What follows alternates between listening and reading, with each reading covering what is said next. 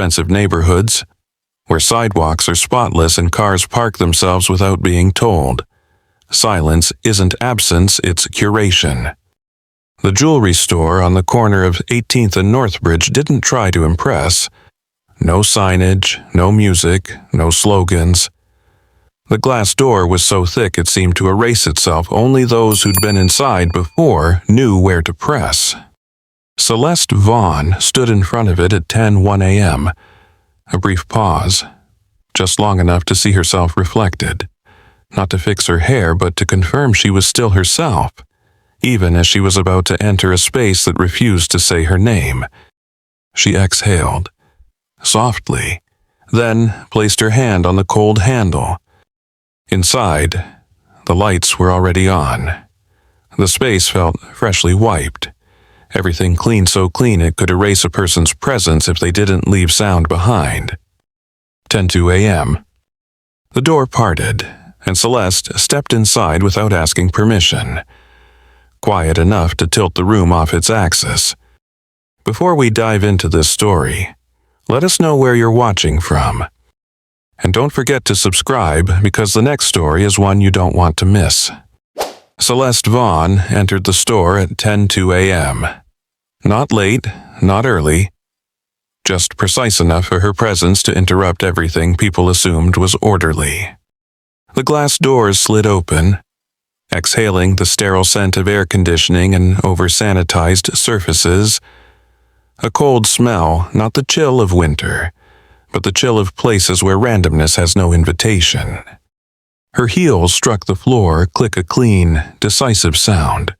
A single note, but it echoed across the pristine white space like a wrinkle in freshly changed bedsheets. The marbled tiles shone so brightly they mirrored the hem of her dress, drifting like soft waves in a frozen painting. She wore a beige silk dress, the kind most assume only flatters white skin. On Celeste, it didn't merely fit, it challenged. Not out of place, just too natural to be accepted.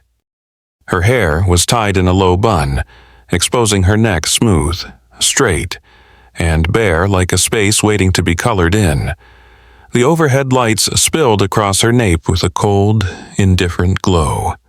But when they touched her skin, the light recoiled, altered, as if reconsidering itself. To the left of the entrance, a security guard in a black suit and gray tie leaned against the wall with the posture of someone too familiar with being surplus. He looked up at the sound of her heels. A glance, then a retreat, then a return.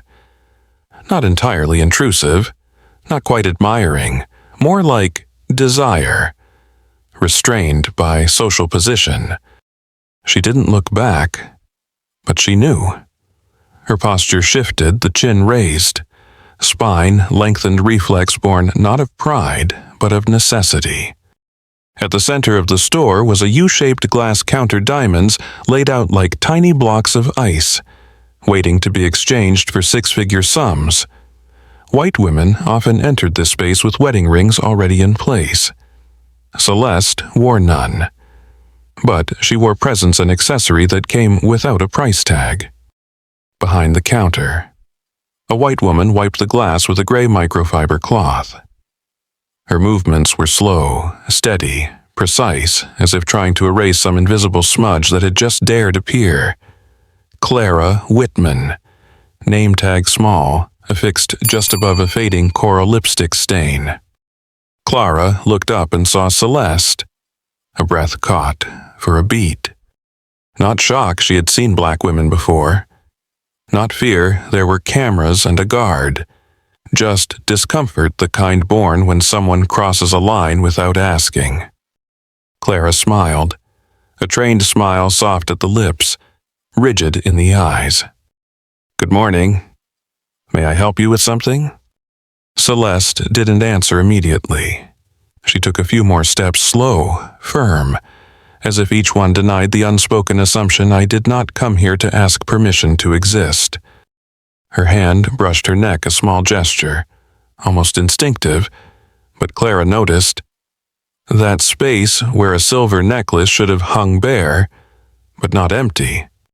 Celeste's scent wood and bitter orange leaked into the cold air. Shifting the room's temperature half a degree, no one could accuse her of anything. But something had changed. Clara frowned slightly. Was it the smell, or the posture straight, grounded, unapologetic? She glanced down at Celeste's shoes.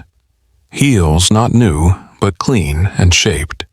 Dress elegant enough, but not showy. Hair no visible sign of salon work. No designer bag, no jewelry, no clues. Nothing clear. And that alone was a threat.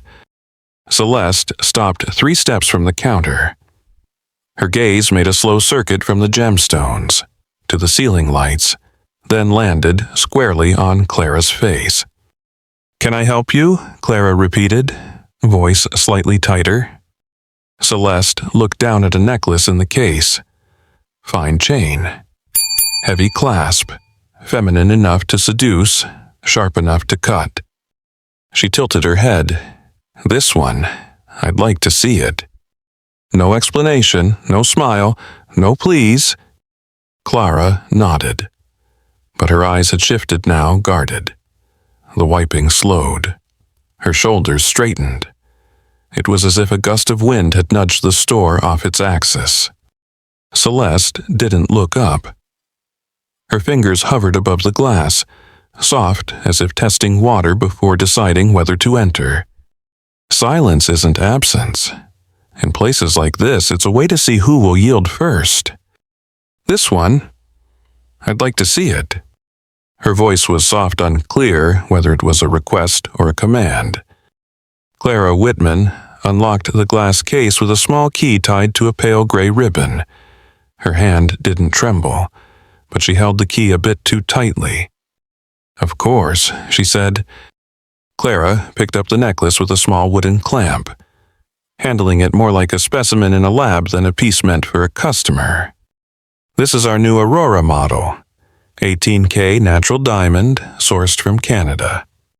She spoke like a machine, each word trained and filed through a communicating with high-end clients course. Celeste Vaughn reached out to take it, but Clara stepped back half a pace. "Ma'am, if you'd like, I can put it on for you." The sentence was spoken gently, but the backward motion made it feel like a velvet-covered barricade. Celeste smiled. No teeth. Just the tilt of a lip, a river that appeared still but ran backward underneath. She turned around.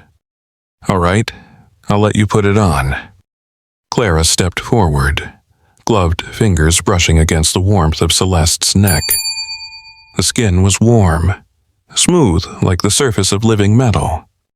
And that, precisely that, made Clara uneasy.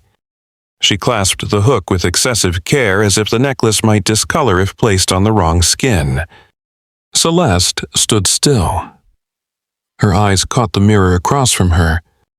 It wasn't a large mirror, just wide enough to catch her collarbone, neck, and the necklace. But in that narrow frame, she could see everything Clara was thinking without a single word spoken. "Looks lovely," Clara offered, adjusting her tone. "Jewelry really suits that kind of warm skin tone." Celeste turned around slowly. "You think I have a warm skin tone?"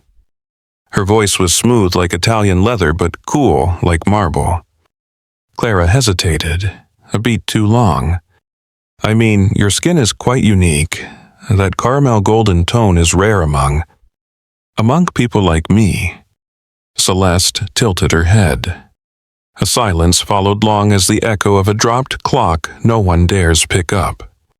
"I'm sorry if my words made you misunderstood," Clara replied, but her voice had already dropped an octave.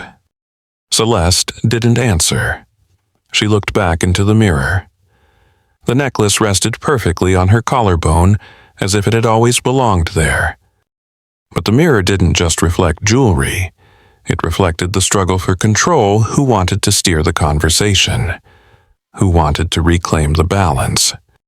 Clara tried to reset the rhythm. "Do you have a special occasion today? Birthday, anniversary, we have a more exclusive collection in the back, if you'd like." Celeste turned fully toward her. No occasion. She touched the necklace lightly. I'm not buying this for a reason. I'm buying it because it's beautiful. And because I can. Clara smiled, but her cheeks didn't lift.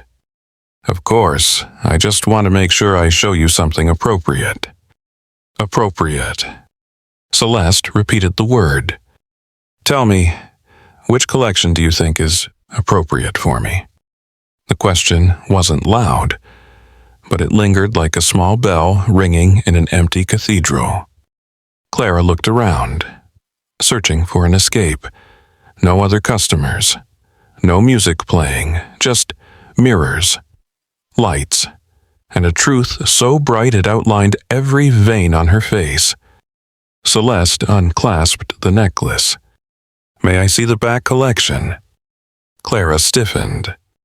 That collection is limited edition, ma'am. Usually reserved for clients with prior appointments or long-term purchase history. Celeste placed the necklace on the counter. The light struck the glass in such a way it looked wrinkled like skin about to be cut. You were about to ask if I have financial proof, weren't you?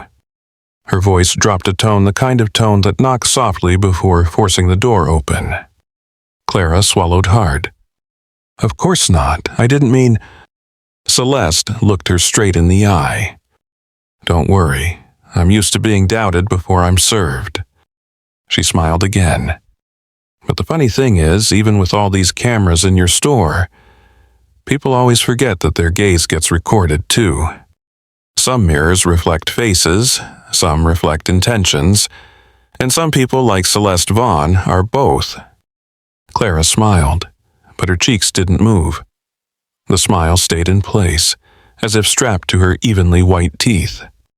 Let me check the system for a moment. The backline collections are usually presented during private appointments to long-term clients. She tilted her head slightly in a gesture meant to signal empathy, but her eyes still scanned not Celeste's collar or clothing this time, but the blank space where information should be, as if searching for an invisible profile. Celeste didn't nod, didn't protest. She just looked. Not a sharp look, but one you couldn't slip away from. Clara stepped back and turned to a small computer behind the counter. Her fingers typed quickly, but her eyes never left the screen, as if she were waiting for the data to confirm the assumption her mind had already made. Have you made purchases at any of our branches before I can look up your account? Celeste leaned in, resting her elbow on the edge of the glass. No need to check. Her voice was soft, but it echoed like a spoon striking the bottom of a porcelain cup. I've never bought anything here. Clara's hands paused. The smile withdrew 0.5 millimeter. Well then, I'm sorry. Some of our collections are only available for verified account holders. But I'd be happy to show you the Classic line. It's 15% off today. Classic, on sale. Each word dropped like water from a leaky pipe, slow, insistent, impossible to ignore. Celeste closed her eyes for a second, opened them. She wasn't angry. Anger was a privilege people like her couldn't afford to wear inside places like this. She looked past Clara toward the back, where a small door stood shut. No signage, just a silent camera in the upper corner of the ceiling. That door wasn't locked with a key. It was locked by belief. Belief held by people like Clara that no one like Celeste would ever come knocking. You say you're sorry, Celeste began, but I don't think what you're sorry about is the lack of an account. She tapped the glass counter lightly. I think you're sorry that I walked in unannounced, that I left no trace ahead, that I wore nothing your eye could file away safely. Clara stood straighter. No, you misunderstood. We don't discriminate here. Our policies apply equally to all customers. All, Celeste repeated. The word hung in the air like a coin spinning on a countertop still upright, undecided. Clara glanced at the security guard standing to the left. He remained silent. Hands now clasped in front of his waist, a gesture learned in training. Stay quiet when the customer is female, but stand ready if things seem unusual. Celeste looked directly into Clara's eyes. Do you really believe discrimination only exists in words? Clara didn't respond. Her eyes blinked rapidly for the first time. A small sign, but truer than any corporate apology. Celeste placed her hand on the necklace still lying on the counter, unchosen, unclaimed, but clearly aware. This piece, it is beautiful. She said it almost like a whisper. Yes, absolutely. Clara nodded quickly. It's one of our newest designs, delicate, feminine, and perfect for... For whom? Celeste cut in. Clara swallowed. The question didn't need an answer. Celeste smiled for the first time. A real smile. Not because she was amused, but because this scene had become so familiar. It was almost comedic. Some things don't sit inside glass cases, and some cuts don't bleed, they echo. The door chime rang a small ding, just loud enough to register, just soft enough not to disrupt the purity encased in glass and light. Celeste Vaughn didn't turn around. She didn't need to. She knew that chime, the kind engineered to sound only for those worth noting, not for those merely interrupting the system. The woman who entered carried the sound of hard heels measured, even, precise to the half-second. Each step declared, without language, I belong here. Champagne-colored wool coat, a loosely knotted Hermes scarf, platinum blonde hair smoothed back. Light didn't reflect off her. It obeyed her. She didn't look around, didn't hesitate. She moved as if the space had been measured and laid out to her specifications. No scanning glance like the one Celeste had drawn when she entered. She didn't need to. Behind the counter, Clara came to life as if a switch had been flipped. Her facial muscles relaxed, her lips opened into a silver metal smile, polished, symmetrical, certified. Mrs. Blackstone, I was just talking about you yesterday. Her voice gained rhythm, emphasis like jazz notes hitting their proper chord. Clara, you never forget, said Mrs. Blackstone, her voice a velvet soaked in waxed warmth. Anything new today? Yes, I've saved something just for you. I didn't even display it. Baguette-cut diamonds. Platinum 18 Canale limited edition just arrived 2 days ago. She bent down to open the case swiftly, effortlessly, as if she had never hesitated to do the same with the black woman standing 3 steps away. Celeste remained silent. Her hand rested on the glass not from fatigue, but because the cold beneath her palm felt familiar, transparent, rigid, unfeeling. Mrs. Blackstone leaned over and lifted the ring with 2 fingers. She didn't try it on, didn't ask the price. She only needed to feel the weight of ownership in her palm. How much? 47,000, Clara replied, like she was quoting the cost of afternoon tea. Send it to the usual address. You still have my size, don't you? Of course, I've kept your record since last year. Still a 5.5 correct. That's right. Clara bowed slightly, scribbling notes. Mrs. Blackstone noticed Celeste for the first time, but her gaze paused only a fraction of a second. No surprise, no curiosity, no greeting. Just the trained glance of someone taught to scan, but not stop, unless the face is familiar enough to echo their own. Anyone else in the store? Just one guest browsing? Clara answered, without glancing in Celeste's direction. The word guest floated in the air like a misused variable visible on paper, but uninvited in the context. Celeste didn't react. She simply stood like a rest note in a symphony playing the wrong song. She was not a character in this conversation. She was the air edited out. Clara turned again, her gaze brushing Celeste's face like light against stone, aware of the presence, but unwilling to stop. Celeste lifted an eyebrow. Subtly, no accusation, no suggestion, just a question, asked without a sound. Clara dodged the look by lowering her head to sign the order form. The fountain pen spun slightly off-center in her grip. Her hand trembled not enough for a customer to notice, but just enough for conscience to tilt the script. "Will it be delivered this afternoon?" Mrs. Blackstone asked. "Yes, I'll personally call the courier."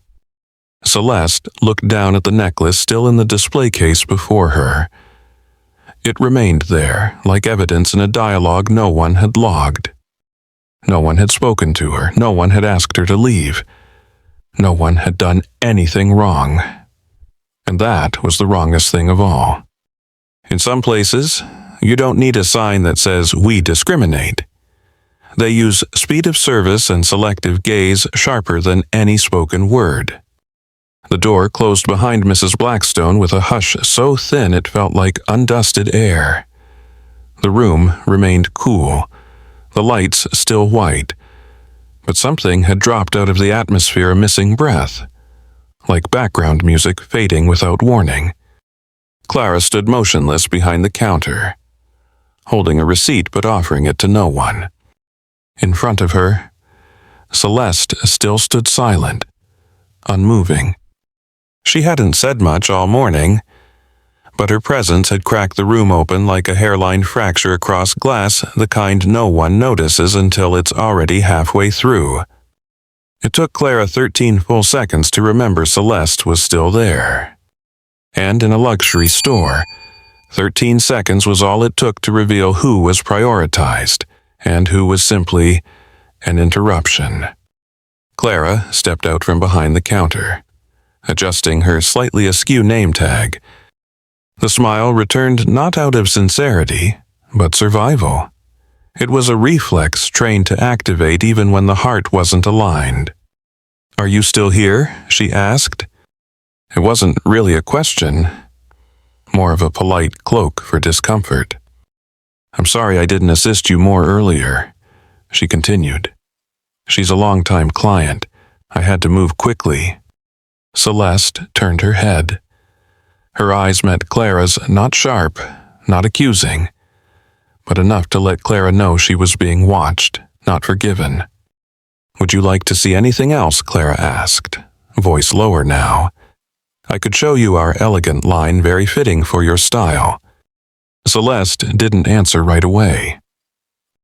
Instead, she looked down at the glass case where the necklace still lay, silent as a witness too aware to speak. She reached for it, lifted it gently, let it catch the light. Teardrop cut, precise, cold, like the chapters of history this society prefers not to revisit. Clara inched closer. Her hand fidgeted with the silk scarf around her neck, a small gesture, but it betrayed the unease that hadn't found a place to hide yet. "Would you like to try it on again? I can assist," she offered.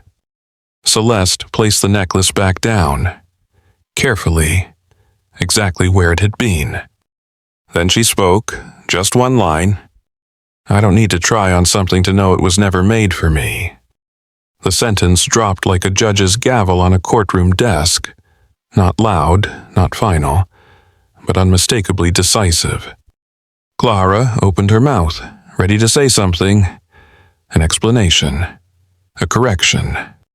But there were no words fit for this moment. No training manual prepared her for the feeling of being seen through every layer of curated politeness. Celeste stood tall, turned slowly.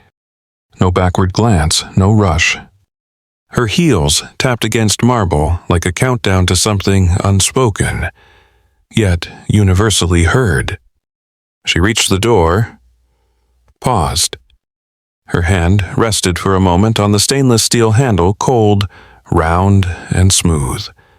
Much like the world that had greeted her for years, not sharp, Not direct, but polished and refusing. Then she pushed. The bell rang, for the third time that morning, and for the first time, the entire room truly fell silent.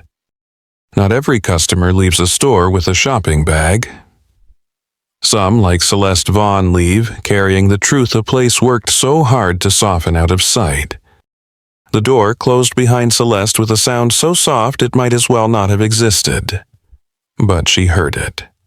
Not with her ears, with a bodily reflex honed over dozens, hundreds of exits through doors never designed to welcome her.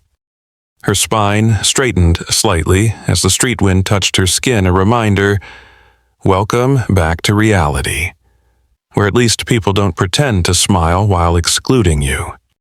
Her heels struck the pavement with a gentle, even rhythm. Her footsteps merged into the city's soundscape, a distant car horn, the wind brushing tree trunks, a half-finished phone call in French from the cafe across the street. Everything went on as if she hadn't carried anything out of the store.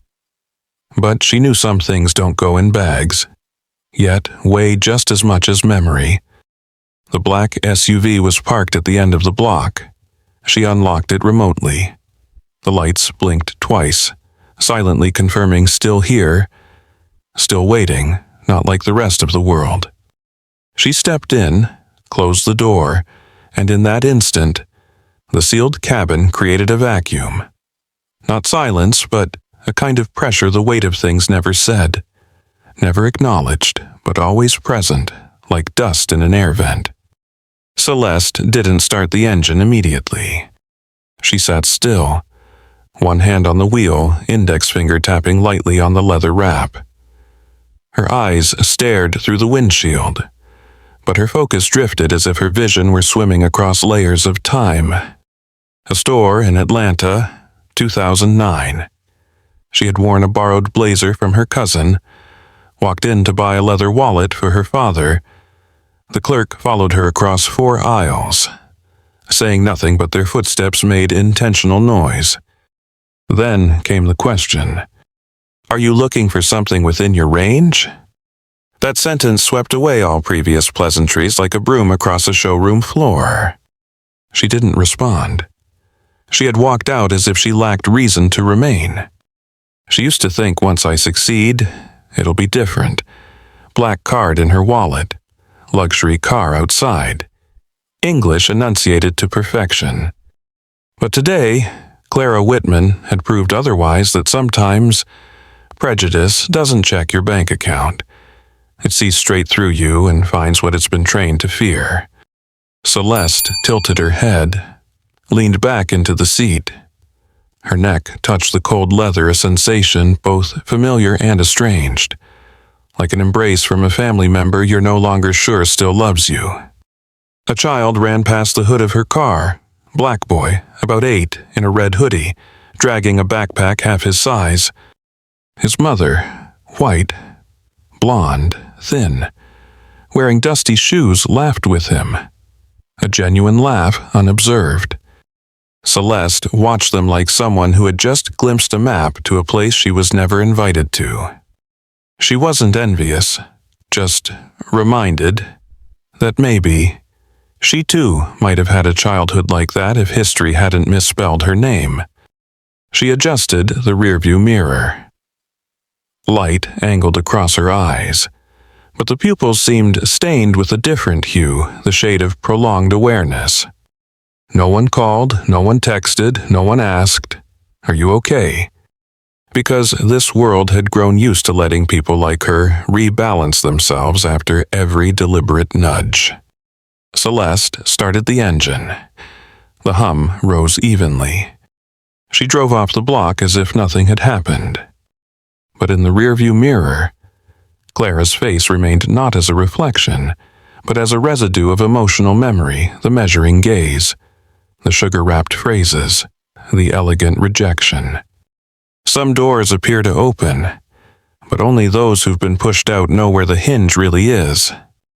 Clara Whitman stood behind the counter, hands clasped in front of her stomach, not because she was cold, but because she didn't know where else to put them after a situation not listed in the training manual. She'd been doing this job for 8 years. 6 of them at this flagship store where every pane of glass was wiped on schedule, where every greeting followed a softened script. Here, everything was clean, organized, predictable, white. Mrs. Blackstone had left. The ring had been purchased. Delivery arranged within 24 hours. Nothing went wrong. No complaints, no yelling, no scene. And yet, Clara remained frozen as if she'd just made a mistake that had no name. She looked up at the security camera upper right corner of the ceiling, aimed precisely at the front counter. The tiny LED was still red. The feed was still rolling. But Clara knew something had been recorded today that the camera would never catch. She began to wipe the glass. A habit, something to reclaim a sense of control. Spray bottle, microfiber cloth, circular motion, even pressure. Her hand stopped when she saw a faint fingerprint, possibly Celeste's, right at the spot where the necklace had been. It wasn't clear, but it was real. Light, so light, as if the one who had touched it knew they weren't allowed to linger. Clara froze, cloth still in hand. She didn't wipe it away. She just stared. She didn't do anything, didn't shout, didn't accuse, didn't demand a manager. She only left one sentence drifting like wind across the tight bun of Clara's hair. I don't need to try on something to know it wasn't made for me. A sentence with no blame, no attack. A sentence Clara still couldn't bring herself to admit was directed at her. But it stayed, lodged in her throat like a crumb that refused to swallow. Clara wanted to believe she wasn't biased. She had black friends. She had once supported Black Lives Matter that month. That year, when the whole company changed its profile photo to a black square, she had cried watching Selma. She had said ma'am to black customers even though she never remembered their names. She had said, I'm just following protocol. As if protocol weren't a crack polished over with polite language. She walked into the staff break room, brewed coffee. Her hand trembled slightly as she poured water into the machine. She sat down, opened her phone, typed. Unconscious bias in customer service, not to learn, but to look for ways to forgive herself. She scrolled, articles, videos, infographics. None of them said, if you've ever quietly withheld service from someone who did nothing wrong, who does that make you? No quiz could measure the part of Clara that had been touched this morning, the part that believed politeness could cover any void. Not all who discriminate hate you. Some are just afraid that you exist without asking permission. Celeste Vaughn parked her car outside the St. James and Meriden Tower, a financial firm founded in 1911, an old name with a periodically refreshed facade where floor tiles might change, but the foundation never did. She had been here dozens of times. As a strategic consultant, a role with influence, but always on the periphery of decision-making. She wasn't a shareholder, not a director. She was a respected woman of color, a label the press used when they wanted to seem colorblind. She entered the elevator with her scuffed badge card, stone blue blazer, and a silk gray tie pulled taut. No bold makeup. Low bun. Eyes shadowed with the cool sheen of someone who had learned that softness is the first thing crushed in a boardroom. 23rd floor. The hallway glared with LED lights, harsh and clinical. Black leather chairs, dark wood flooring, a coffee machine that never stopped. Everything here was designed to feel decisive, transparent, clean, and exclusive. She opened the conference room door. Inside, 11 people were already seated. 8 men, 3 women, 8 white, 3 nearly white. She was the only one without European lineage, and the only one whose name hadn't been called. "Great, we're all here," the assistant announced, voice crisp.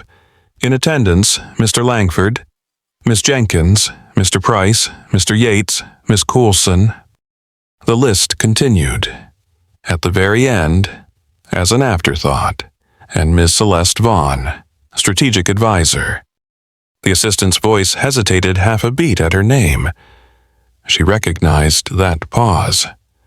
It was the kind reserved for names not born of their legacy. Celeste nodded slightly, sitting at the far left seat near the projector. She always chose that spot close enough not to be forgotten, far enough not to be called on first. The presentation began.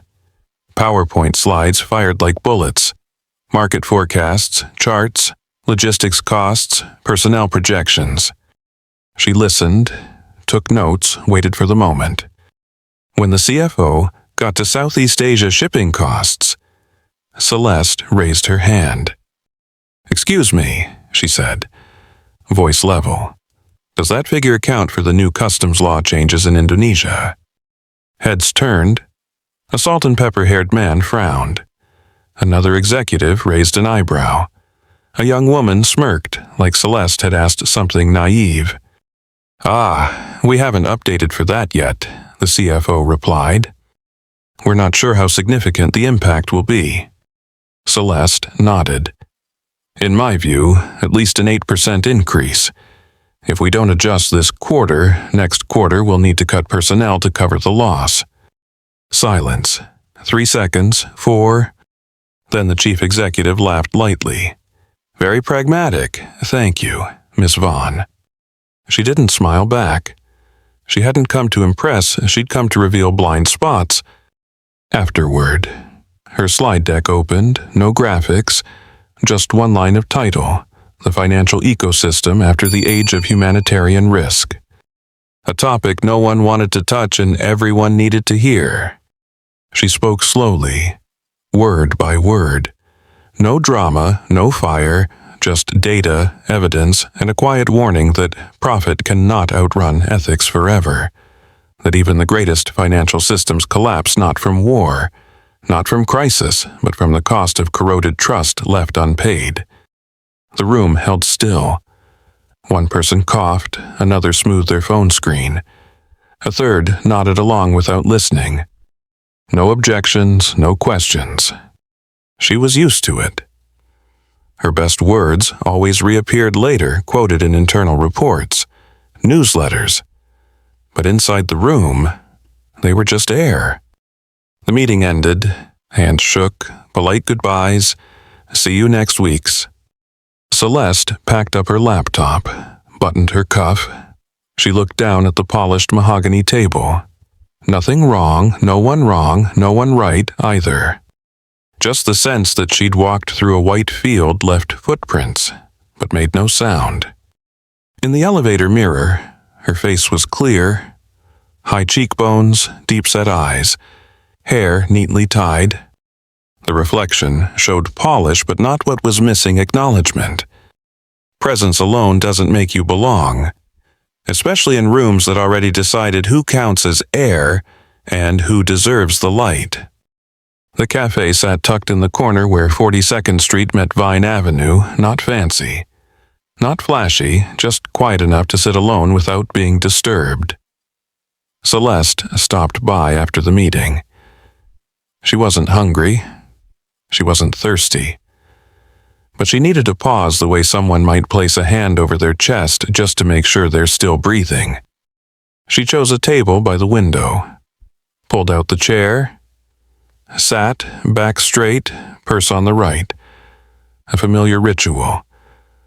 A choreography of self-defense sharpened in her 20s, walking alone into white public spaces.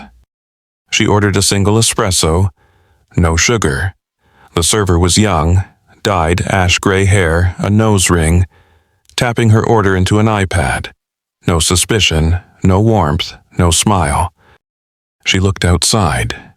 The intersection churned with movement, people chasing time. A white woman pulled off her mask mid-yawn. A man in a charcoal suit hustled past, gripping a laptop. A small boy lugged a backpack twice his size. The world moved. Colors distributed evenly. But Celeste still felt like the one misaligned pixel in the picture. 3 people entered, 2 men, 1 woman.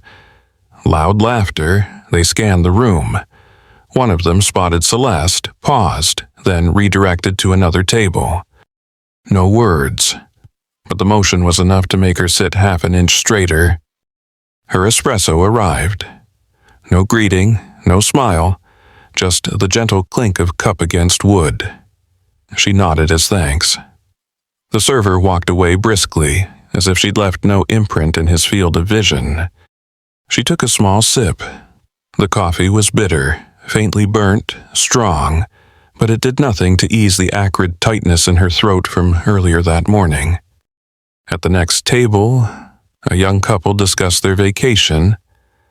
Iceland, the Northern Lights, cheap airfare deals. Their voices were bright, unburdened. Celeste had once had conversations like that back when she lived in Portland. Before she understood that freedom of speech wasn't built for people like her, at least not in the House of Innocence. An older woman walked past her table. Her eyes swept across Celeste just 1 second, then dropped to her purse, then moved faster. Celeste wasn't insulted, wasn't cursed at, wasn't asked to leave, but all those things that didn't happen, she would remember them. There are places where they don't push you out, they just make you feel like you should go. Celeste took another sip, then checked her phone. No new texts, no urgent emails, just a notification from her investment app. Your portfolio is up 2.3%. She smirked. Success didn't bleach her skin. Money didn't mute the algorithm inside every trained gaze. She stood up, left the espresso unfinished.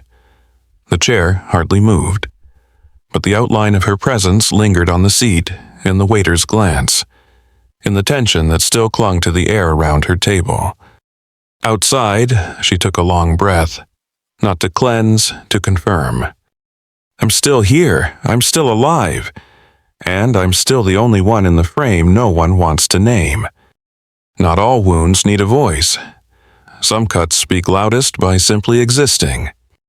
Late afternoon.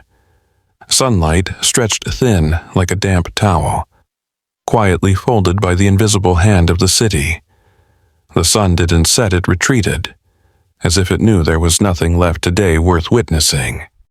Celeste Vaughn stood at the edge of the underground parking lot, where fluorescent light bounced off concrete floors painted the faded green of old hospitals. The air smelled of AC dust and recycled metal, a place no one lingered but just long enough to feel like you were still moving, even if only between levels beneath the surface. She pressed the elevator button. The round light glowed a muted red like the last ember of a cigarette no one finished. In her mind, the morning meetings replayed every glance, every nod, every shoulder tap disguised as collaboration. She remembered the boardroom lights, the faux attentive faces, and the CFO's gentle table tap announcing, "Everything's under control." The elevator arrived. The doors opened with a soft ping, a manufactured friendliness, like a greeting programmed for everyone, and meant for no one. Inside stood a young black boy, 11, maybe 12, dark gray hoodie, sagging backpack, worn down high tops. He stood by the mirrored wall, hands in his pockets, eyes not on her, but not avoiding either. Celeste nodded slightly. He didn't respond, but the air in the elevator shifted. Not colder, not warmer, just more honest.